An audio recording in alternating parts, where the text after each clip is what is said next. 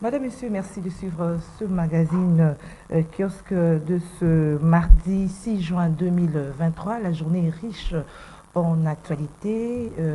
D'un côté, on connaît déjà les raisons de l'arrestation de Salomon Idi Kalunda, proche de Moïse Katumbi, conseiller privé du président d'ensemble Moïse Katumbi. Au cours d'une conférence de presse tenue hier lundi à Kinshasa, le conseiller juridique à l'état des renseignements militaires a accusé le conseiller spécial de Moïse Katumbi notamment d'atteinte à la sûreté de l'État. Nous allons analyser ce sujet avec nos invités. Autre sujet d'actualité, c'est au niveau de l'Assemblée nationale, le projet de loi sur la répartition de sièges a été adopté par les députés nationaux, mais en l'absence de l'opposition, bien sûr, la loi a été envoyée au Sénat pour seconde lecture. Toujours à l'Assemblée nationale, il y a eu édition hier du député national Daniel Safou. Son sort sera donc connu aujourd'hui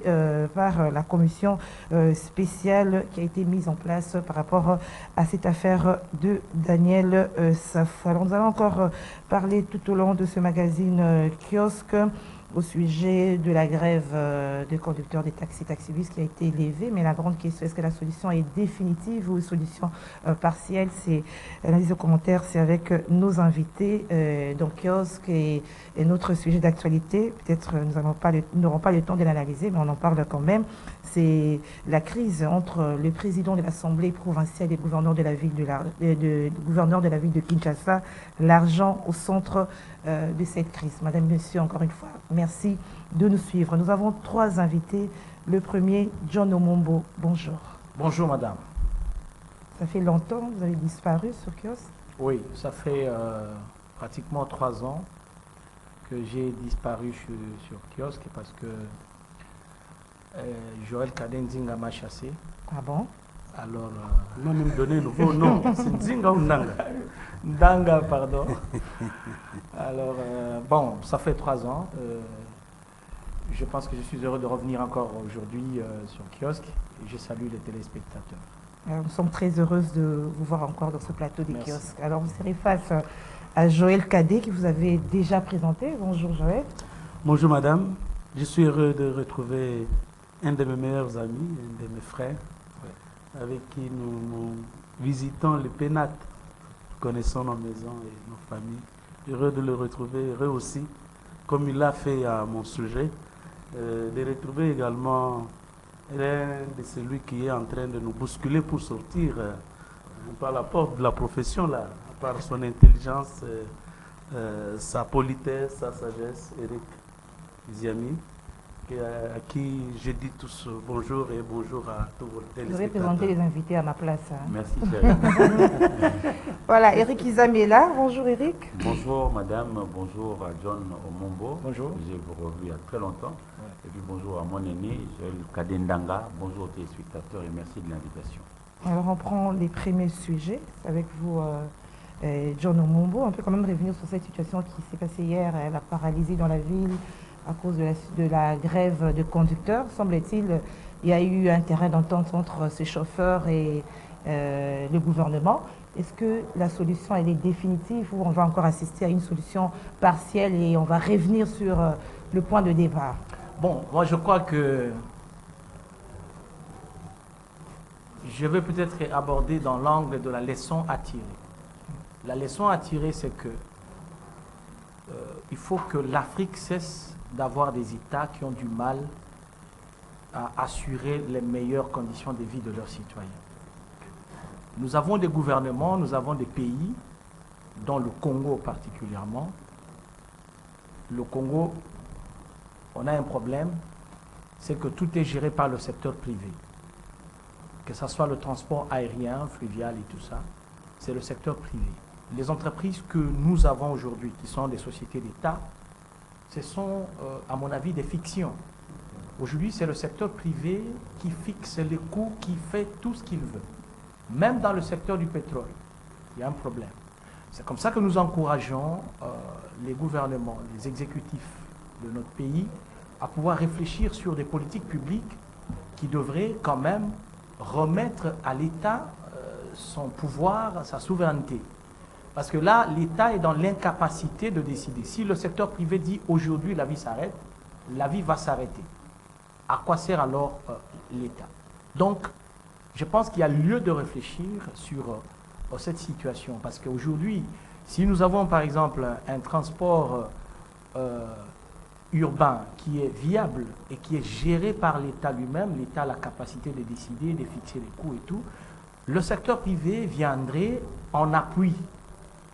Voilà, donc c'est un peu ça la leçon à tirer. Quant à la solution, moi je n'étais pas en négociation, est-ce que c'est une solution définitive ou pas? Je crois que ce n'est pas ça qui m'intéresse. Aujourd'hui, la difficulté c'est que moi pour aller par exemple au Sankourou, on est soumis et à l'horaire et au coût des privés. C'est eux qui imposent, qui vous disent tel jour vous devez partir, tel jour vous ne pouvez pas partir. Et vous avez des programmes, vous avez parfois pour nous qui sommes un peu politiques, vous avez parfois des matériels que vous devez amener en déplacement, vous arrivez, vos matériels restent ici, vous avez un séjour prolongé là-bas, imposé par le transporteur aérien privé, parce qu'il n'y a pas de compagnie, il n'y a pas de vol, il n'y a rien. Donc tout ce qui est dit, que ce soit pour les anciens régimes, pour l'actuel ou même peut-être le futur régime, ce ne sont que des chansons. Donc moi j'encourage pour qu'on passe à la matérialisation de toutes ces politiques publiques qui ont été annoncées.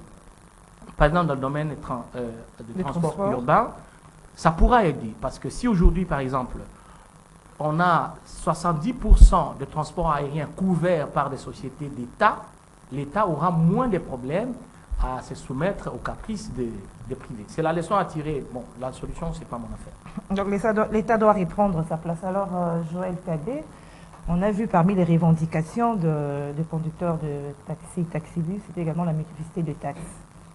Et la grande question, c'est aussi où va l'argent perçu par ces contrôleurs, où va l'argent, parce que quand on regarde l'état des routes, par exemple, aujourd'hui, on voit aussi un débat ou une crise entre le gouverneur et le président de l'Assemblée nationale au sujet de l'argent. Je crois bien que l'argent des taxes perçues auprès des conducteurs aussi, il figure. Hein? Oui, madame, je crois que la plupart des pays qui se sont développés, c'est avec les privés. Là, c'est pour dans le contre-pied de mon ami. Et le chemin de fer qu'il a d'ailleurs visité en Chine a été construit par les privés. D'ailleurs, dans beaucoup de pays, malheureusement, chez nous, nous avons des milliardaires qui ne sont que de nom. Ce sont des gens, ils s'imposent à construire le chemin de fer, un privé, et il va négocier avec l'État. L'État va lui rembourser son argent par les péages. La plupart des routes se construisent également par les privés. Le comble est que nous avons les privés chez nous qui sont des égoïstes, qui n'aiment pas la patrie. Parce que si on avait vraiment des privés qui avaient le moyen et qui pouvaient construire, malheureusement, la politique a détruit les hommes d'affaires. À l'époque, vous attendiez, on parlait de Dokolo, on parlait de Kansebou, on parlait de Bimsou. Mais aujourd'hui, dites-moi, quand on parle de tous les hommes d'affaires, je dis bien tous les hommes d'affaires aujourd'hui, ils se sont plongés en politique. Alors, comment est-ce que vous pouvez barrer privé qui se cachent, qui cachent même la fraude, qui cachent, nous avons vu des gens dans ce pays ici, qui ont ravi les moyens à l'État congolais pour se faire puissant. Vous avez vu des gens détruire la SNCC, détruire la GECAMI, qui n'avait donc la SNCC qui n'avait pour objectif que le transport des minéraux de la GECAMI, lui arrive au pouvoir, il détruit la SNCC, il s'achète des camions à Kuna Matata pour transporter les minéraux. Vous voulez dire quoi par là? Nous avons eu un gouverneur dans ce pays, au Katanga, qui a détruit la SNCC. Ce sont des gens qui ont détruit l'État, la puissance de l'État, pour se faire eux puissants. Vous avez eu des gens qui ont détruit les tourismes, qui ont détruit les parcs où jouaient nos enfants, pour se construire eux-mêmes leur propre parc. Alors, c'est que comme on n'a pas de privés responsables, de privés comme on en avait à l'époque, les Dokolo et ainsi de suite, qui pouvaient même prêter à l'État à l'époque. Et l'État à l'époque croisait les bras, il ne faisait rien. Non, l'État faisait quelque chose parce que l'État les encourageait en payant leur dette, la dette intérieure, qui leur permettait également de relancer leurs activités. Là, c'est par rapport à mon ami. Mais quand vous regardez la ville de Kinshasa, vous l'avez dit, le comble est qu'il y a absence de l'État à Kinshasa. Donc la ville n'est pas gérée. Quand vous regardez le gouverneur, je me demande, qu'est-ce qu'il fait? Parce que, dites-moi, est-ce que vraiment les conducteurs de taxis, et même des taxis-motos, sont-ils encadrés? Parce qu'il y a un problème d'encadrement, il y a un problème d'organisation. Et cela dépend. Dans le système constitutionnel que nous avons, qui est régionaliste, il a fallu que le gouverneur prenne les taureaux par les cornes pour organiser le transport à Kinshasa. Regardez même les conducteurs là. Ils peuvent reprocher tout à l'État, les contrôles, les ceci, le cela. Mais quand vous regardez les conducteurs en route, est-ce que ce sont vraiment des gens civiques? Ce sont des inciviques. Ce sont des gens qui ne respectent. À l'époque, quand moi je venais à Kinshasa avant 2004, en tout cas, il y avait des arrêts de bus. Dites-moi là où il y a les arrêts de bus aujourd'hui. Quand vous prenez un moto, un taxi-bus, mais c'est une cacophonie impossible. La ville n'est pas gérée. Et vous avez des députés provinciaux qui ne sont là qui se sont placés dans les poches du gouverneur. Et par conséquent, la population est abandonnée. Je ne sais pas juger si la solution qui a été trouvée, elle est bonne ou elle est définitive ou provisoire, ça je ne sais pas. C'est parce que moi j'ai toujours dit, dans notre pays, on résout les problèmes d'une manière ponctuelle, au lieu d'avoir des solutions structurelles. Structurelles, par exemple, j'ai toujours... Mousito l'a dit en 2015, et il le répète toujours, Kinshasa n'est pas habité. Vous avez une seule route pour partir d'Mpassa jusqu'en ville. Et le matin, et la vie est concentrée à Gombe. Tout le monde doit venir à Gombe. Pourquoi il ne peut pas y avoir des embouteillages? Et quand on doit repartir, qu'il s'agisse de l'UPET, c'est une seule route que nous avons. Donc il faut rentrer par cette même route-là. Mais pourquoi ne pas, par exemple, construire le centre financier que j'ai vu monter en flèche entre les affaires étrangères et le palais de justice? Pourquoi ne pas construire ça à Maluku, par exemple? Parce que si vous auriez construit ces bâtiments-là à Maluku, moi j'ai dit, un jour je suis ministre ou premier ministre, en tout cas, la plupart des ministères, je vais les installer en scellé. Comme ça, vous donnez à ces quartiers-là, à ces cités-là, de la valeur ajoutée. Et même ceux qui ont construit des maisons en passe et ainsi de suite, ils vont se retrouver. Mon ami là a une parcelle en passe. Mais sa parcelle connaîtrait une valeur. Et ça ne coûterait pas moins. Alors merci Joël Cadet. Alors Eric Izami, toujours par rapport aux solutions, parce qu'on a vu dans les revendications, les conducteurs se plaignaient qu'il y ait beaucoup de services, notamment à chapeau, des gens d'un parti politique qui créent des désordres dans des parkings. Est-ce que la solution a été trouvée dans ce sens-là? Ah ben tout à l'heure, cher Eni Ndanga, quand il prenait la parole, il m'a jeté de fleurs. Merci grand frère. Raison pour laquelle je voudrais que vous les aînés, vous puissiez toujours être là à nos côtés pour nous aider.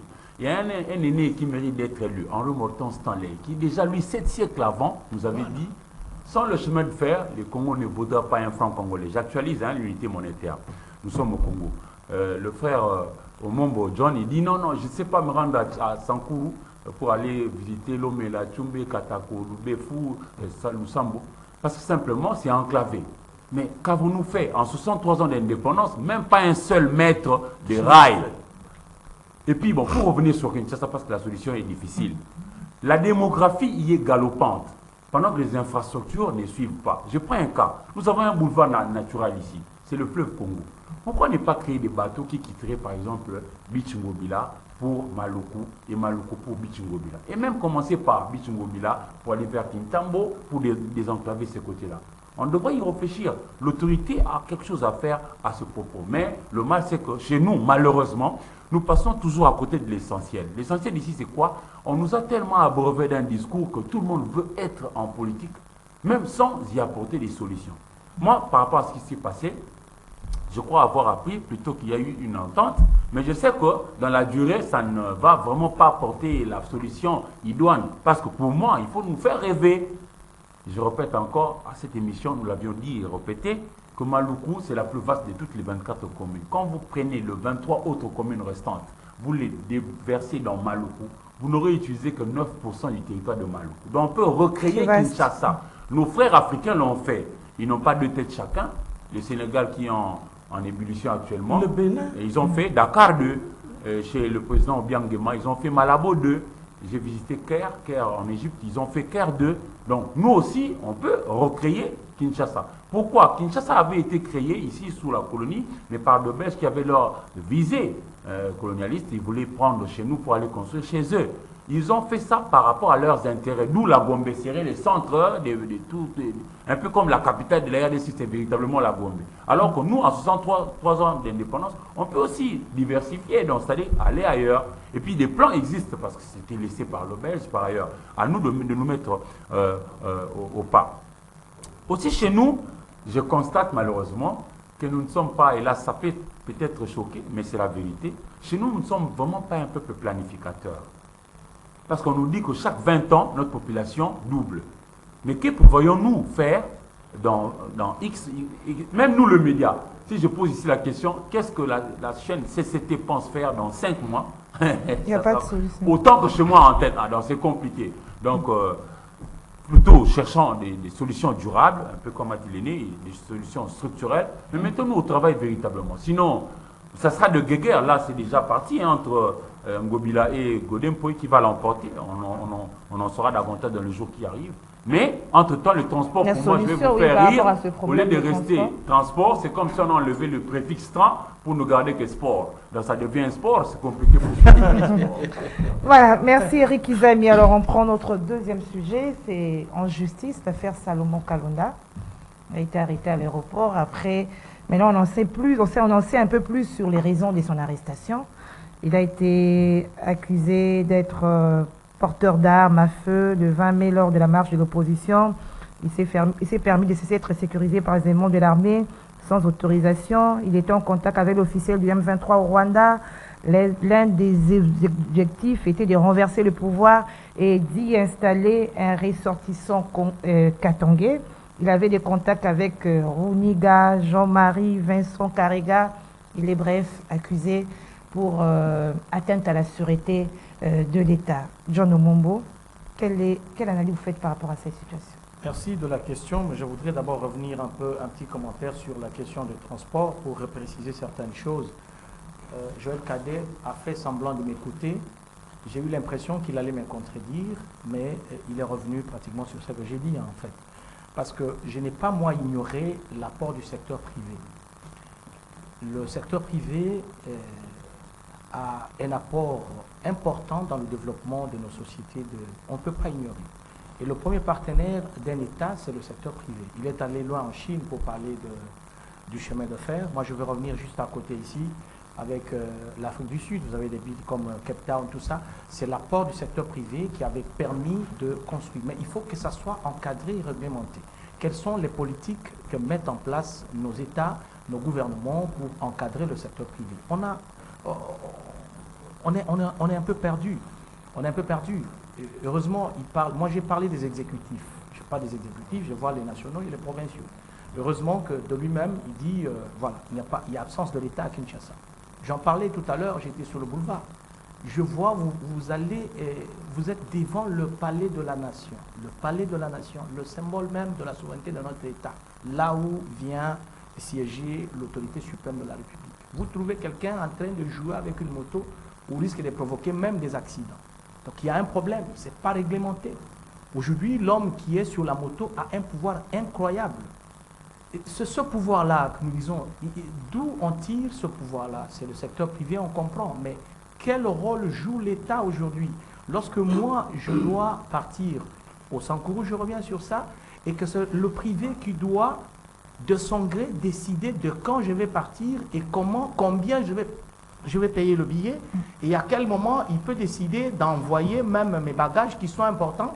Il y a un problème, l'État ne me sécurise pas. Donc, je dis qu'il faut une collaboration entre l'État et les privés, mais il faut aussi que l'État puisse disposer de ses moyens pour qu'à un certain moment, il puisse contourner les caprices et les difficultés que cause le secteur privé. Qu'il ne soit pas démissionnaire, que l'État ne soit pas démissionnaire. L'État est démissionnaire parce que mon frère a parlé de l'absence de l'État.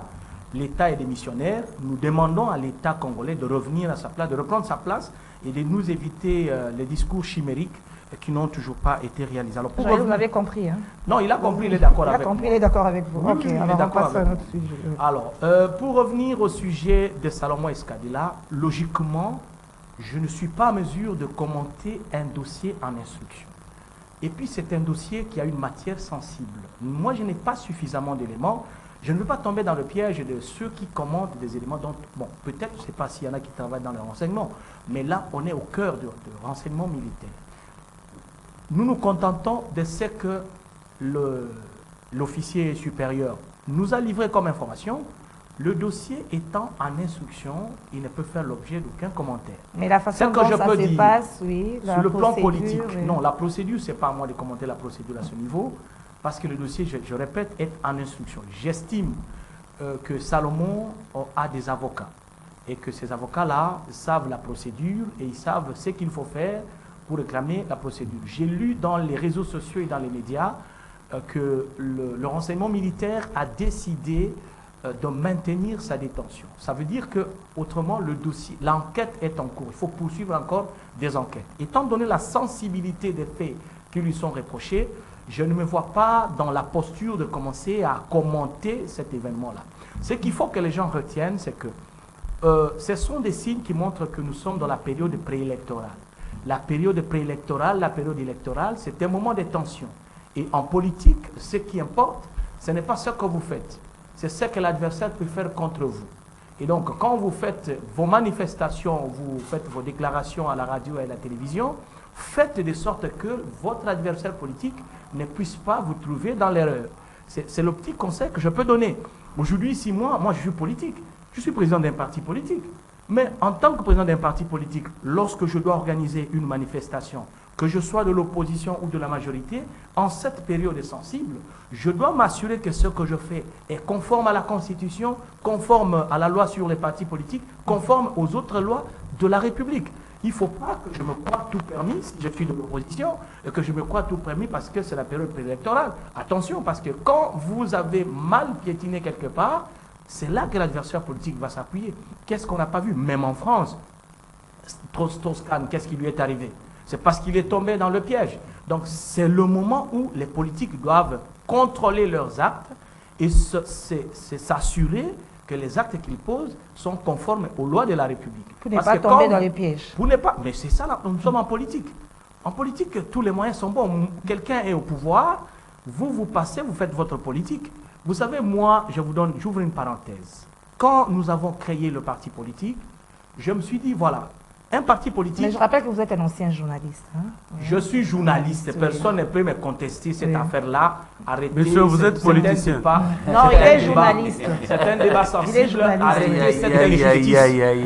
Un médecin reste un médecin jusqu'à la fin. Moi, j'ai un diplôme de journalisme politique que l'université m'a décerné. Il n'y a personne qui va me ravir ce diplôme-là. Merci. Donc, ce débat-là, on va revenir sur ça. Il y a les journalistes passifs et les journalistes actifs. Actif, c'est comme mon frère. Journaliste engagé, il est actif. Moi, je suis passif. Je passe ici pour donner ma réflexion. C'est ça un journaliste passif. Mais je ne présente pas le journal comme vous. Je ne fais pas de reportages parce que je ne suis pas actif. Mais je reste journaliste politique. Personne ne peut me ravir cette qualité-là.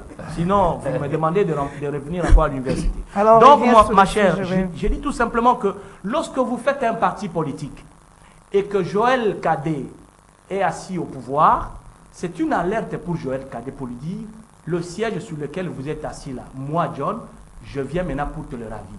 Et ne pensez pas que Joël Cadet va croiser les bras et vous laisser comme ça. Bon pasteur. Lui aussi, il va utiliser tous les moyens qu'il faut pour vous bloquer. Et donc, faites un effort de respecter certains pièges. C'est clair, c'est ça la politique. Aujourd'hui, on peut condamner, non, on a arrêté les gens, on a fait ceci. Mais vous aussi, quand vous faites des choses, il faut le faire conformément pour que l'on ne puisse pas vous attraper. Aujourd'hui, vous passez, vous dites non, tel a volé, Joël Cadet a volé. Il faut avoir les preuves. Joël Cadet est au pouvoir, il va utiliser la justice pour dire non, non. Demandez à ces messieurs-là à quel moment j'ai volé et où en est la preuve. Maintenant, quand on va vous arrêter, vous allez voir tout ça. Donc pour moi, je répète, je ne peux pas commenter le dossier Salomon. C'est un dossier en instruction et il est interdit de commenter un dossier en instruction. Je pense qu'il a des avocats. Mais la leçon à tirer sur le plan politique, c'est celle-là. Nous sommes pendant la période préélectorale, c'est le moment des tensions. Parce que maintenant, il faut se disputer le siège, surtout le fauteuil présidentiel. Tout le monde le sait. Et donc, et celui qui est assis sur le fauteuil, et ceux qui viennent pour conquérir ce fauteuil, tout le monde utilise tous ces moyens. Et donc, c'est le mois de l'attention. Ah, merci John Omombo. Joël Cadet, vous avez la même lecture ou soit vous pouvez réagir par rapport aux réactions des opposants. On a vu le tweet d'Olivier Kamitatou, on a vu le tweet de Christian Mwamdo, on parle d'une pièce théâtrale, on s'étonne même comment des OPJ peuvent-ils tenir une conférence de presse alors que les enquêtes sont en cours. Est-ce que vous avez quelle lecture par rapport à cela? Bon, en fait, j'ai rejoint John. L'instruction juridictionnelle est réputée secrète. Et en conséquence, il est interdit aux journalistes de commenter lorsque l'affaire est en instruction. Et même ce que les OPJ ont fait, le lieutenant-colonel, ça ne s'explique pas dans un état de droit. Dans la mesure où il n'est que le bras du ministère public. Et il devrait finir son instruction dans les 48 heures, déférer l'incriminé par devant le ministère public, par devant le parquet. C'est le parquet qui allait soit qualifier les infractions ou requalifier ces infractions. Parce que le parquet va recommencer pratiquement aussi l'instruction à charge ou à décharge. Là, je souhaite rester techniquement sur le plan du droit. Mais le théâtre qui nous a été offert là, hier, personnellement, je ne suis pas d'accord. Et il a même donné les moyens aux avocats de Kalonda de réagir. Et pourtant, le droit pénal ou une procédure pénale, c'est une procédure de surprise. Donc il a fallu qu'on surprenne les avocats parce que au niveau du parquet, les magistrats devraient assister leurs clients. Mais voyez-vous encore l'autre théâtre que nous offrent les avocats politiciens de Salomon. Ils vont avec les toges devant comment on appelle, la DEMIAP. La DEMIAP, c'est un service secret. Vous ne pouvez pas aller. La toge est sacrée, la toge se porte par devant les cours des tribunaux. La toge peut encore se porter lorsque vous assistez votre client au niveau du parquet ou lorsque vous avez une manifestation. Mais vous prenez la toge, vous allez devant un cachot, vous portez la toge, vous offrez les interviews. Mais ça, c'est scandaleux. En principe, le Conseil de l'ordre devrait s'en saisir et sanctionner ces avocats. Parce qu'ils font porter la honte à la profession d'avocat. Qu'à cela ne tienne, madame. Moi, je ne suis pas surpris qu'on dise qu'aujourd'hui que le proche de Moïse Katumbi a participé à l'atteinte à la sûreté de l'État. Moi, je ne suis pas surpris. Pourquoi? Deux choses. Vous savez, quand Mouzé était au pouvoir, Moïse était en exil. Katumbi est rentré au pays grâce à Joseph Kabila. Et à l'époque, on soupçonnait Katumbi de quoi? D'être des collisions avec le Rwanda. C'est lui qui livrait les armes, qui aurait livré les armes aux militaires du RCD à l'époque. Et donc, je ne peux pas être surpris qu'aujourd'hui qu'on établisse un lien, parce que lui n'agit pas depuis un temps, il n'agit pas, il utilise, qu'il s'agisse pour la parole, il utilise Kamitatou pour l'écriture, il utilise Kamitatou pour dans les médias, il utilise des gens, donc il a ses esclaves qu'il peut manipuler, qu'il peut utiliser, et mais lui, il est le patron, il est le boss, un esclavagiste, bon, il est là, mais il peut utiliser les autres.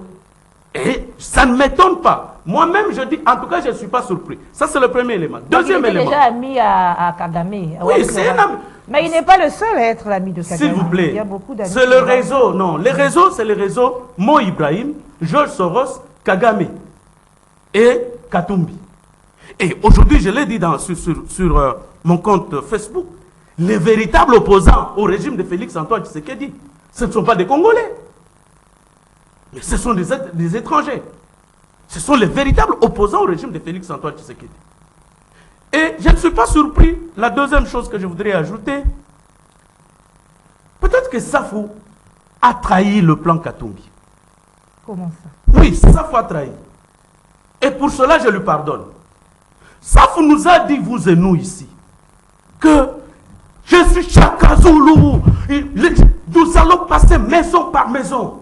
Moi devant, l'armée rouge. Nous allons passer maison par maison. La milice de l'UDPS, nous allons tuer. Nous toquons.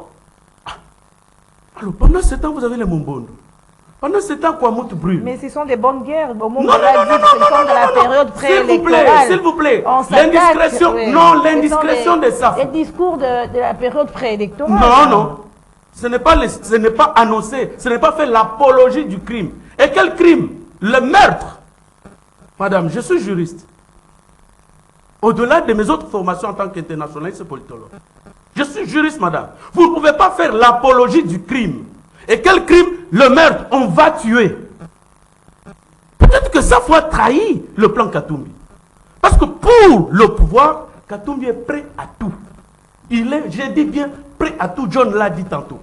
Il est prêt à tout. Non, je n'ai pas parlé de Katumbi. Non, vous avez parlé que chacun Voilà. de deux adversaires, chacun va utiliser les moyens mis à sa disposition. Pourvu de gagner des pouvoirs. Oui, de prendre le en pouvoir. tout cas, il est prêt. Moi, j'avais dit, quand ils sont venus, qu'ils ne sont pas venus à Kinshasa pour la marche.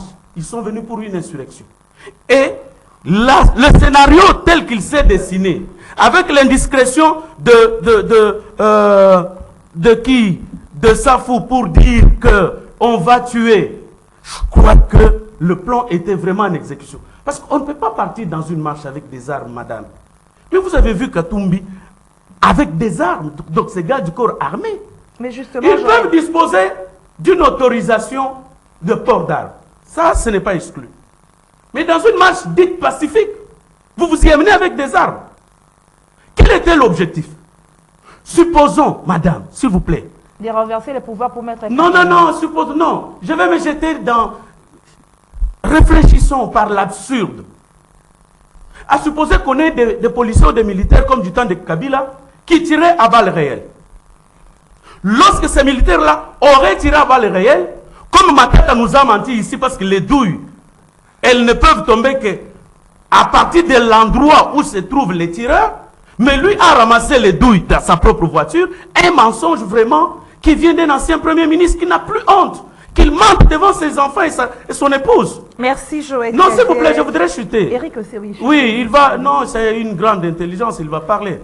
Donc, c'est juste pour vous dire que, regardez les scénarios. Vous êtes là, au coup du premier gaz lacrymogène, Katumbi, Kavuku, ils sautent directement dans la voiture. Ça, c'est quelque chose d'opposants. Les opposants affrontent la prison, les opposants affrontent la justice, les opposants affrontent tout. Mais lui, il suffit qu'on monte un procès contre lui, il tombe malade, il va en exil. Il suffit un petit gaz lacrymogène, il saute dans sa voiture. C'est quelle marche? Une marche où on vient avec des véhicules. Merci Joël Kadé, mais la dernière question peut-être. Mais vous avez parlé, tout tourne autour des Katumbi. Maintenant, via l'aéroport, Katumbi est passé, on a arrêté Salomon. On aurait dû le cueillir aussi. Mais j'ai dit que Katumbi n'agit pas maintenant. Il sous-traite ses actions par ses esclavagistes. Je l'ai dit tantôt. Mais tout tourne autour de lui. Non, mais c'est ce que je dis. Mais ce que je n'ai pas aimé aussi des services, c'est la manière dont il a été arrêté. On n'avait pas intérêt à l'arrêter scandaleusement comme ça. On avait besoin d'aller dans l'avion. Lui demander l'avion ne va pas décoller. Vous avez un problème avec les services. Vous descendez calmement. On n'avait pas intérêt à nous offrir ces scénarios-là. En tout cas, on n'a plus ce temps-là. Moi, je m'efforce, quel que soit ce que je suis aujourd'hui, je m'efforce à rester lucide. Je m'efforce à rester scientifique. Merci Joël. Alors, Eric Izami, on a suivi le ministre de la Communication hier qui disait que j'avais révélé que l'un des candidats de l'opposition n'avait pas clairement cité le Rwanda depuis le début de cette crise. On m'avait trahi et traité, pardon, des menteurs. Avec les faits qui se sont présentés, c'est-à-dire que Moïse Katumbi ne citait pas le Rwanda parce qu'il savait qu'il avait un plan. Ils ont des relations. Non, non, Un mais plan ça, pour faire tomber le pouvoir et mettre un Katangé à la tête. Hier, j'ai participé au briefing pendant lequel on a fait venir le ministre et le ministre des Finances, Nicolas Kazadi. Je crois que le ministre Mouyaya s'est même abstenu à pouvoir commenter cette actualité. Non, non, ici, autant que John Mombo ou... Mais il a quand même lâché cette phrase-là.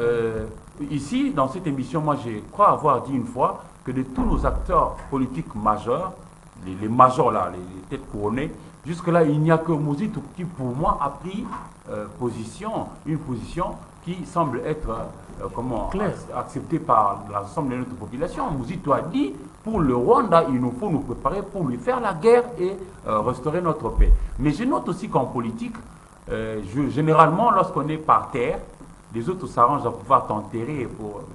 C'est généralement comme ça. Mais aussi, je voudrais vraiment comprendre, hein, la marche a eu lieu le 20, Salomon a été arrêté le 31. Armes, a-t-il eu vraiment des armes? Et puis bon, et la manière dont les services de renseignement ont tenu leur point de presse hier, est-ce qu'il fallait tout dire sur la place publique? Et puis moi, ce qui me choque dans tout ça, c'est à chaque fois lorsque cette histoire revient, renverser les pouvoirs. Comme si au Congo-Kinshasa, c'est si facile que l'on peut renverser les pouvoirs. On ne renverse pas un régime comme ça. Je ne sais pas pourquoi est-ce qu'ils peuvent toujours... mais bon, je respecte ce qui est dit, mais nous, journalistes, on attendra comment est-ce que ça va évoluer jusqu'à ce que nous aurons ce que eux-mêmes les juges appellent l'autorité de la chose jugée, pour que nous puissions nous aussi rentrer dans la danse quand on aura des pièces à gauche et à droite. Mais seulement, j'aurais voulu que l'on puisse nous offrir autre chose. On va se battre à gauche et à droite pour avoir le pouvoir, par exemple. Mais lorsqu'on a le pouvoir, que fait-on? Parce que jusque-là, je suis en train d'observer que depuis que le président Mobutu est parti, on est toujours à la traîne. Nos voisins avancent. Nous, c'est toujours des guerres entre nous. Nous, c'est toujours le Balouba. Nous, c'est toujours le Katanga. Nous, entre nous, on se fragilise de l'intérieur. Comment construire notre force pour maintenant attaquer ceux qui viennent nous maltraiter? Figurez-vous, il y a chez nous. Moi, j'ai fait des reportages, chers amis, vous qui nous suivez. Je suis de Kinshasa, mais moi, je suis arrivé à Umangabo, Mugunga, partout. J'ai fait des reportages où moi, j'ai vu des mamans de 70 ans violées. Moi, j'ai vu ça. Quand est-ce que ça va s'arrêter? Ça fait 30 ans, voyez-vous. Ça fait 30 ans. Nos enfants qui sont nés, ils n'ont eu en temps de code de verbe tuer, massacrer, violer. Ça doit s'arrêter un moment. Les acteurs politiques, moi, je vous appelle à l'apaisement. C'est vrai, vous avez vos divergences. Mais faites en sorte que, même si vous voulez vraiment avoir le pouvoir tout pis, mais priorisons le Congo. Parce que nous tous nous passerons et le Congo restera. Parce que là, je suis en train de te dire qu'à ce que je suis en train d'observer, ça va susciter encore beaucoup d'autres problèmes à gauche et à droite. On ne va pas construire. Arrêtons de toujours être dans Congo, Balouba, Swahili, Katangé, ceci, cela. Parce que pour finir, nous sommes dans une année électorale. Je suis humblement de ceux qui pensent que nous avons 4 grands groupes. 4 grands groupes dans notre République démocratique du Congo. Et on a vu, heureusement Dieu, il sait comment faire les choses, hein, il est organisé. Pour moi, on a vu comment est-ce que les Congo prioritairement gérés. Première mandature, c'est-à-dire avec le président Joseph Kasavubu. Ensuite, c'était le président Mobutu, c'était le groupe Ngala. Et troisièmement, c'était le groupe Swahili. Et puis maintenant, c'est le groupe Luba. Mais nous sommes tous, dans ces 4 groupes-là, le Congo, faisons en sorte de pouvoir taire X, Y, tribu, Y. Non, faisons taire ça pour ressortir le Congo pour que nous allions de l'avant. Sinon, nos enfants vont nous rire au nez. Et le défi majeur ici pour moi, c'est à 2 niveaux. Offrez-nous, vous, acteurs politiques de gauche ou de droite ou du centre, hein, offrez-nous 2 choses. La paix et le pain. Si vous nous donnez la paix, nous saurons créer notre pain. Et si nous avons notre pain, nous sommes rassasiés, nous pourrions penser au progrès. Nos enfants vont nous rire au nez. Déjà là, ils nous font des reproches. Moi, mon enfant, il me dit souvent, papa, toi, tu dis souvent la paix, mais on voit là-bas, parmi vous, parfois, certains journalistes s'insultent. Mon garçon, mon aîné n'a que 10 ans. Mais quand il te fait ces reproches-là, c'est sérieux, quoi. Nos enfants, ils sont pas forcément comme nous. Nous, on est sous la dictature vers la fin, vers sa fin. Mais voilà, quoi, nous devons faire un effort. Et même lorsque nous parlons ici, priorisons la paix, même dans notre langage. Voyez-vous, le mot violence revient souvent alors qu'on n'en a pas besoin. On a besoin de construire ces pays, non pas de le casser. Malheureusement, chez nous, la diabolisation marche bien. Malheureusement, chez nous, le mal, c'est toujours l'autre, pas soi-même, etc., etc. Cultivons la paix, construisons ces pays. Merci Eric Izan. On prend le dernier sujet. John Omombo, c'est la loi sur la répartition de sièges qui a été votée hier au niveau de l'Assemblée nationale. C'est renvoyé au Sénat pour seconde lecture, sans l'opposition. Beaucoup parlent du forcing. On va cheminer comme ça jusqu'à la fin, aux élections, sans l'opposition, comme c'était avec l'UDPS aux années passées. Merci beaucoup. Je suis très heureux de revenir sur cette émission 3 ans après, parce que je découvre même que Katumbi a des esclaves qui l'utilisent pour faire exécuter sa politique. Mais ça, c'est une très bonne chose. C'est justement ça le processus électoral. La conquête du pouvoir, c'est un combat, c'est une lutte. Et cette lutte passe par beaucoup de réalités, beaucoup de contraintes, beaucoup de situations. Aujourd'hui, nous sommes arrivés au moment où le Parlement est en train d'adopter la loi, où je crois on a adopté parce que à un certain moment, j'ai arrêté de suivre au niveau de l'Assemblée nationale, c'est adopté. Ouais, à un certain moment, j'ai arrêté de suivre certaines actualités parce que, vous savez, c'est toujours difficile d'être, par exemple, un pasteur ou d'être souvent à côté des pasteurs et connaître leur vie privée. Vous risquez de développer une certaine résistance, une certaine révolte contre la foi chrétienne. Ça, c'est vraiment ça. C'est un peu la situation dans laquelle je me trouve, parce que la question du processus électoral, nous la suivons avec intérêt. Mais lorsque il y a des choses qui sont en train de se passer et que vous sentez que, bon, voilà, on ne tient pas compte tellement de certaines réalités, de certains principes, il faut qu'on aille comme ça. Parce que la question que je me pose, on adopte la loi sur la répartition des sièges. Est-ce que réellement on a interrogé la CENI pour savoir si réellement l'opération de nettoyage du fichier est arrivée à sa fin? C'est la question que nous nous posons. Elle a dit oui. Si. Elle a dit oui. Merci de la réponse. Mais je reprends ma question. Est-ce que cette opération s'est réellement arrêtée? À la cité, ici, il y a des gens qui racontent des choses. Nous sommes tenus au secret, à l'obligation de réserve. À la cité, ici, il y a des gens qui racontent. Nous avons des frères, des cousins, des amis qui travaillent dans la même institution. Il y a des gens qui laissent leurs femmes qui doivent aller continuer le nettoyage. Nous avons vu pendant l'élection de 2018, pendant que nous, on était là en train d'attendre la compilation, ici à Kinshasa, on annonce les résultats. Je comprends, c'est la technologie. C'est ça que je comprends. Ce que je voudrais, c'est que ici, le problème, ce n'est pas l'adoption de la loi sur la répartition des sièges. Le problème, c'est de quelle manière nous sommes en train d'assurer cette gouvernance électorale. En 2022, je pense le 24 août, j'ai fait une conférence de presse. J'avais écrit au bureau de la CENI où nous avions fait part de certains griefs qui constituaient pratiquement des épines sous le pied du processus électoral. Ce sont des problèmes fondamentaux pour la crédibilité d'une élection. Moi, je pense que jusqu'aujourd'hui, l'organe de gestion des élections a encore la possibilité de pouvoir garantir la crédibilité de ce processus. Parce que vous avez dit que on a l'impression qu'on fait le forcing. Donc, on a encore la possibilité de travailler pour qu'on ne donne pas l'impression qu'on est en train de faire le forcing. On fait marche en arrière. On fait marche, ça ne va pas retarder les choses. Pas marche en arrière. Pas marche en arrière. Je ne voudrais pas ici revenir sur les questions sensibles. Je dis, il y a la possibilité, et pour l'organe de gestion des élections, et pour le pouvoir organisateur des élections, il y a moyen d'aider la République à ne plus avoir cette impression que vous avez évoquée, qu'on fait le forcing. Regardez un peu. Le soir, on appelle la presse pour annoncer les estimations, les tendances concernant le nombre d'enrôlés par province et par zone électorale. Le matin, je crois que c'est le matin qu'on a adopté. Déjà le jour suivant, le soir, j'ai vu aussi à la télé que le projet de loi sur la répartition des tâches, des sièges, a été déposé au niveau de la vice-primature en charge de l'intérieur. Et puis très rapidement, on va adopter.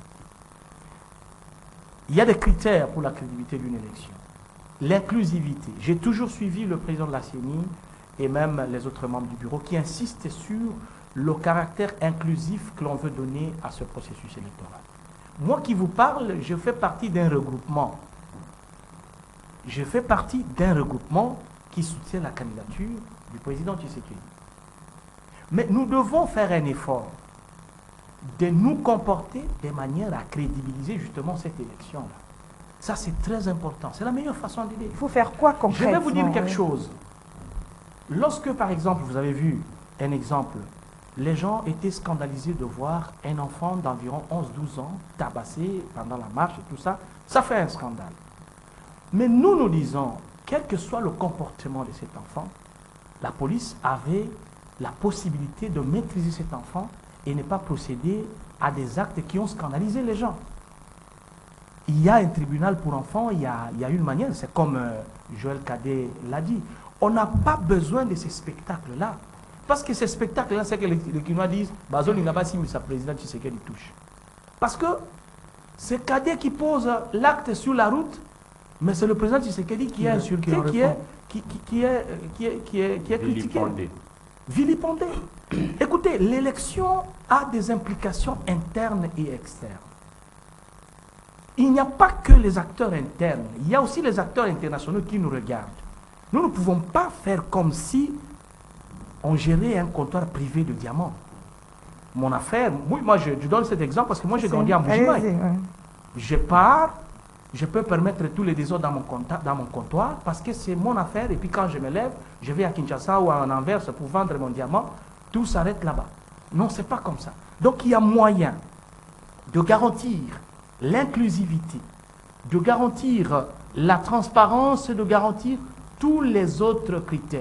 Quand j'avais parlé en 2022 au mois d'août de ce processus, je n'ai pas été entendu parce que je n'ai pas été compris parce que je ne suis pas un poids lourd.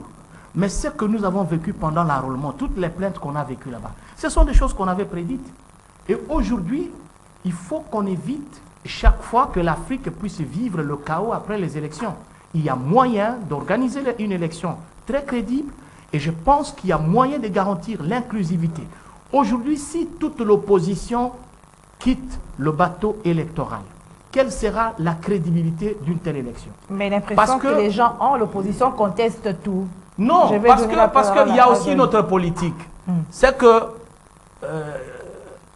je peux appeler, je suis en train de vouloir désigner un peu, c'est que l'on a manqué, c'est que nous avons compris aussi, même en politique, on fabrique des opposants. Mais ici, on n'a même pas fabriqué des opposants. Pour crédibiliser le processus, il n'y en a pas. Merci, et aujourd'hui, si tout le monde est dit, excusez-moi, je termine, la question que je me pose, moi je ne conclus pas, si tout le monde, toutes ces grandes figures, j'avais dit ça lorsque le 16 juillet 2022, nous nous sommes retrouvés dans le cadre de concertation avec la CENI. Vous trouvez qu'on avait une équipe, une classe qui avait... Monocolore.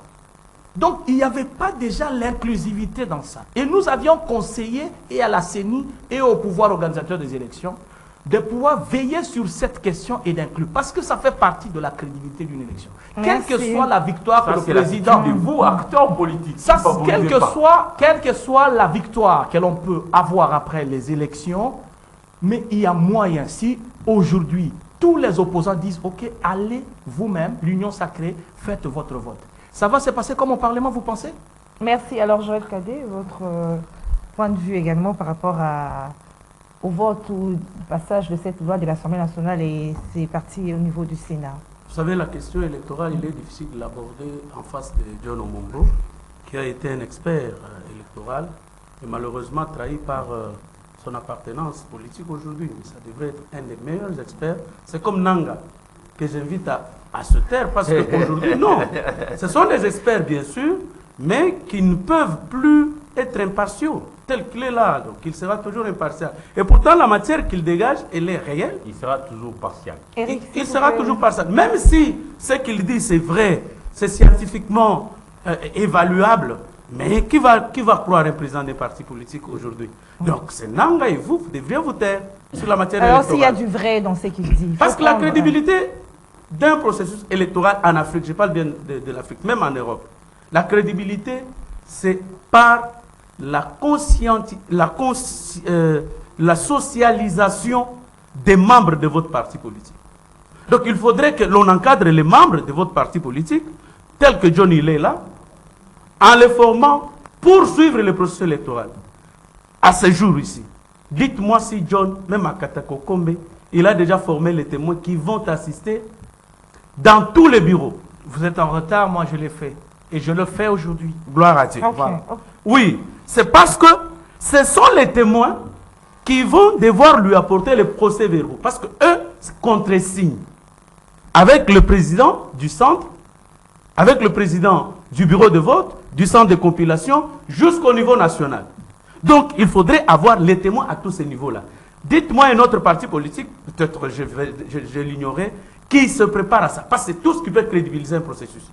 Parce que l'opposition peut aussi tricher. Comme nous avons vu Martin Fayoulou vouloir tricher également, s'accordant 62% en 2019.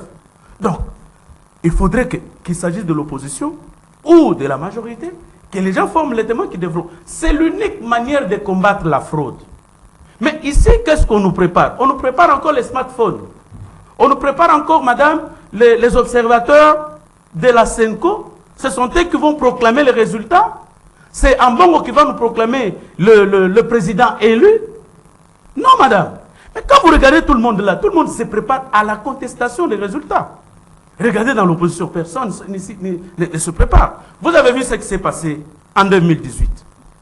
Jusqu'à 2 jours de la fin de la campagne électorale, Fayoulou, même Mama Bazaïba, envoyait les gens pour aller voter avec le bic, le stylo. Il dit, si vous trouvez les machines, cassez les machines, prenez votre stylo, votez.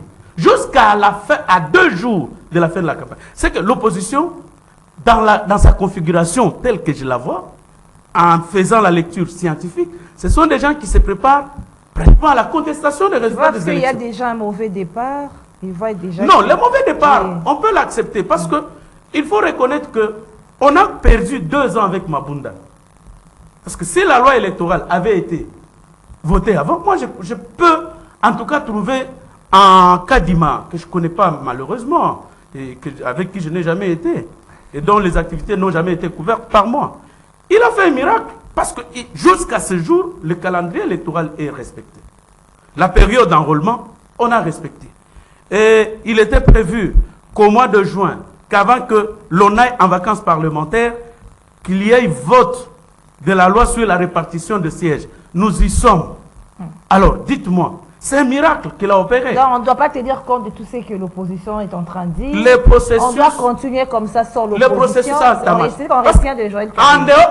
dehors de ce que vous appelez forcing là, c'est le glissement.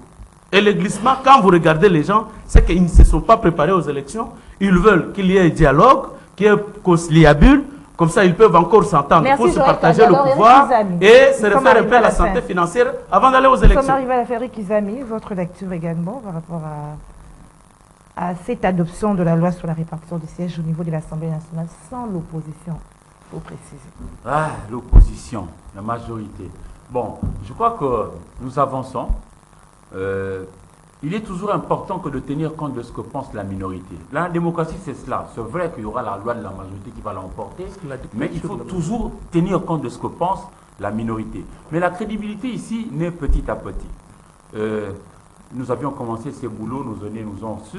Petit à petit, on t'envoie à faire des chiens écrasés, jusqu'à te demander à faire un reportage, jusqu'à un jour à t'offrir un plateau. Ça passe petit à petit. Et même Kofi Olomide, qui est du haut de ses plus de 20 albums, il dit toujours c'est quand la crédibilisation, c'est cela pour moi. Quand vous faites venir dans des cadres de concertation, venez discuter. Parce que je suis toujours dans la posture de ceux qui pensent que, non mais quand nous sommes minoritaires, nous ne pourrions toujours pas faire passer nos avis et considérations. Pas du tout. Je prends le cas ici des 13 parlementaires. Ils étaient bien sûr dans une assemblée, non? Mais lorsqu'ils avaient la force d'argumentation, ils ont fait voir aux autres que non, voici ce qu'on fait le président Mobutu qui n'est pas bon pour notre population. On peut aller dans cet autre sens. Et puis ils ont réussi à pouvoir réussir, c'est-à-dire à convaincre les autres qui sont leurs pères. Pourquoi est-ce que c'est tout le temps de pouvoir sortir et laisser... Parce que chez nous, la chaise vide là ne paiera jamais. Je suis de ceux qui pensent que nous devons avancer. Parce que maintenant, là, je voudrais poser une question. S'il n'y a pas élection, que va-t-on faire à la place? On glisse encore. Malheureusement, en Afrique, on nous offre toujours de mauvais spectacles. Voici ce qui se passe. Vous avez vu ce qui se passe au Sénégal. Est-ce qu'il faut-il toujours être au pouvoir seulement parce qu'on veut être au pouvoir? Or, faut-il être au pouvoir pour apporter ce dont la population a besoin? Moi, je pense que les uns et les autres doivent chacun mettre l'eau le 20 pour faire avancer les choses et aider la CENI à faire avancer les choses. Et puis, je note que généralement, les acteurs politiques ne nous aident pas, tous, toutes les tendances confondues. Généralement, nos acteurs politiques congolais, ils font tout pour vouloir faire porter les chapeaux à la CENI qui n'ont pas toujours aidé en amont. Ils ont mis 28 mois pour installer la CENI ici. Dans des guéguerres entre eux. Nous voulons, la CENI quand elle arrive, elle produit 4 mois après, elle arrive en novembre, en février, elle produit la feuille de route, elle est rentrée encore dans des guéguerres, la classe politique congolaise. Maintenant, nous ne voulons pas de la feuille de route, nous voulons du calendrier électoral. Chemin faisant, la CENI a bataillé dur jusqu'à produire le calendrier électoral le 26 novembre 2022. Et puis, quelques temps après, le 24 décembre 2022, on lance la vaste opération d'identification et d'enrôlement. Mais les politiques, c'est à eux que revient le devoir de nous aider à tenir à jour notre fichier de l'état civil. Donc on doit avancer comme ça. On doit avancer, sans mais en tenant compte. Non, vous n'avez pas suivi. Non, parce qu'ils n'ont pas aidé toujours la tenir CENI, compte. oui. Non. La position n'a pas aidé la CENI. Donc Non, s'il vous avancer plaît. comme Même ça. devant Dieu, il y a toujours des gens qui sont athées. Devant Jésus, il y en a ceux qui l'ont été des Belzéboul. Qui que vous mettrez à la CENI, il y aura toujours des contestations. Mais encore faut-il tenir compte de ces contestations pour vouloir construire. Chemin faisant, pour asseoir. Moi, je suis un pacifiste. Merci Juste Eric un Izami. mot Nous sommes arrivés à la fin. Oui. Bon, ça va, merci. 30 secondes, Doudou. Oui, 30 secondes. Je vais tout simplement dire que la formation des témoins, des observateurs, n'est pas le seul élément pour crédibiliser un processus électoral. Beaucoup Il y a la question du consensus des acteurs, les Voilà. parties prenantes. Ça, c'est une question importante. Il y a l'élément confiance dans la crédibilité d'une élection. Lorsque l'élément confiance est tordu, ça pose problème. Nous avions en son temps parlé même des textes qui organisent le système électoral congolais. Vous trouverez même que quand vous lisez l'article 24 bis de la Constitution, vous êtes de la loi organique portant organisation et fonctionnement de la CENI, tel que modifié à ce jour. Quand vous lisez cet article 24 bis, vous êtes juriste, vous allez vous rendre compte que cet article est inconstitutionnel. Donc la loi même n'est pas constitutionnelle parce qu'elle viole les articles 1er, articles 12 et 13 de la Constitution. Il y a toutes ces questions-là. Il y a des questions d'ordre logistique. Vous avez parlé du calendrier électoral. Est-ce que c'était un calendrier consensuel? Vous avez vu en 2011, le bureau de la CENI avait même procédé à des consultations. Ils sont allés même voir le président de l'UDPS, Etienne Tshisekedi, paix à son âme, parce qu'il fallait quand même dégager un consensus pour cela. Mais la manière dont on mène la gouvernance électorale aujourd'hui, ce n'est pas aider le président Tshisekedi à pouvoir obtenir une victoire crédible. C'est comme ça que nous disons qu'il y a lieu d'obtenir ce consensus, l'inclusivité, la confiance pour crédibiliser ce processus électoral. Merci John Omombo, merci Eric Izami, merci Je vous Joël en prie, Kadé. madame. Merci, madame. Merci à Merci, Doudou Dr. Montiri, l'homme de Mongafula. Merci à l'équipe technique et aux fidèles téléspectateurs et auditeurs de kiosque. Demain à la même heure. Au revoir.